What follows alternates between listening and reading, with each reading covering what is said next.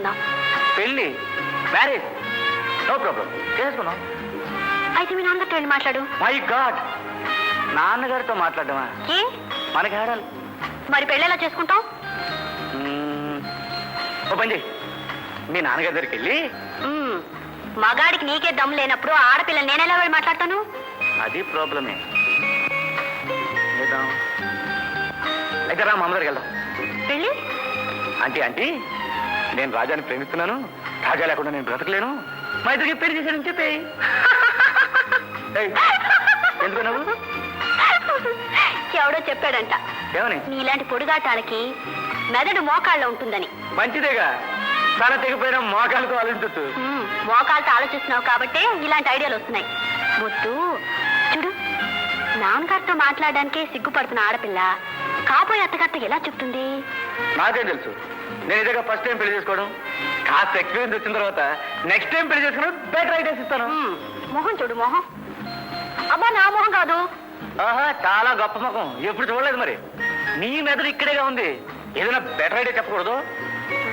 Idea idea మీ అమ్మగారు మంచిదేనా? ఓ, చాలా మంచిది. నువ్వంటే ప్రేమేనా? ప్రాణం ఇస్తుంది. అయితే నువ్వే మెల్లిగా మొదలెట్టు. ఎలా మొదలెట్టడం?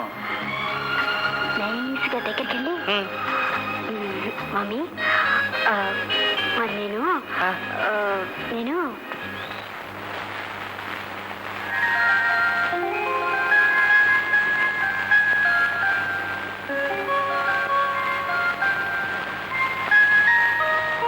రాజా, ఏమిట్రా అంత ఇదిగా ఆలోచిస్తున్నావు? నిన్ను గురించి ఆలోచిస్తున్నాను మమ్మీ. నన్ను గురించా? నాకేమైందిరా ఇప్పుడు? ఇంత పెద్ద బంగ్లాలో ఒంటరిగా ఒక్కితవు ఇన్నేళ్ళు ఎలా ఉన్నావా అని. ఒంటరిగా ఏమిట్రా? కోమల పిన్ని, వంట వాళ్ళు, పని వాళ్ళు. మమ్మీ, వాళ్ళంతా మనీ కోసం పనిచేసేవాళ్ళు. మనసారా నాన్న పిలుచుకోవడానికి ఒక్కరైనా ఉన్నారా? Horrible mummy, horrible. ఇంకా ఎంతకాలం ఎలా ఉంటావు? చూడు మమ్మీ, నువ్వెంత అలసిపోయావో నీ మొహంలో కనపడుతుంది. రెస్ట్. నువ్వు రెస్ట్ తీసుకోవడానికి, నీ అలసట తీర్చడానికి ఈ ఇంటికి అర్జెంటుగా ఒక ఆడ మనిషి కావాలి. అదేరా నేను ఆలోచిస్తున్నాను. మన కోమల పిన్ని గారి అక్కగారు సుబ్బమ్మ గారిని పిలిపించుదామా అని. మమ్మీ, ఏ వద్దా? పోనీ ఆవిడ వేపరాలు అప్పమ్మ గారు అవుతే? ఓ గాడ్ మమ్మీ, నీకు ఎలా చెప్పాలో నాకు అర్థం కావటం లేదు. అర్థమైందిలేరా, తోడు కావాల్సింది నాకు కాదు, నీకు. నాకెందుకు? పెళ్లి చేసుకోవటానికి. పెళ్లి గురించి నాకేం తొందర లేదు మమ్మీ, నీ గురించి కానీ. ఒరే ఒరే ఒరే ఒరే ఒరే, నీ వేషాలన్నీ నా దగ్గరట్రా. నేను నీ తల్లినిరా, మీ నాన్నగారితో చెప్తాలే. ఏమని? మన రాజాకి పెళ్లి చేసేయమని చెప్తావు. సరే మమ్మీ, మరి అమ్మాయి? అదే మన చెంచులుందిగా. Hold mummy, hold.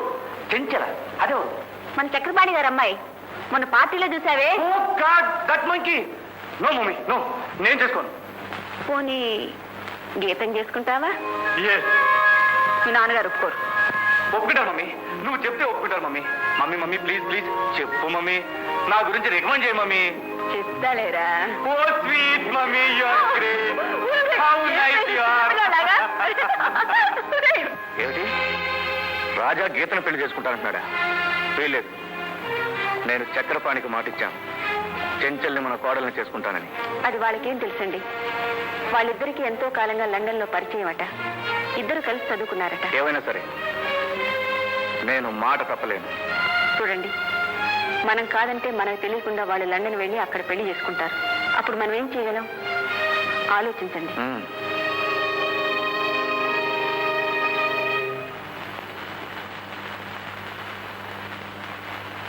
బాబు సత్యం, నువ్వు మాటిచ్చావు సరే, వాడు ఆ చెంచల ముక్కు మొహం ఎరగడు. దాన్ని పెళ్లి చేసుకోమంటే ఎలా చేసుకుంటాడు చెప్పు? కన్న తండ్రిని నేను చెప్తున్నాను, చేసుకోవాలి అంతే. పిల్లలు తల్లిదండ్రులు చెప్పిన మాట వినే రోజులు పోయాయి బాబు. కాదు కూడదని బలవంతం పెట్టావా? కరెక్ట్ మమ్మీ, ఇప్పుడే పేపర్లో చదివాను. ఇదిగో, దారుణమైన ఆత్మహత్యలు.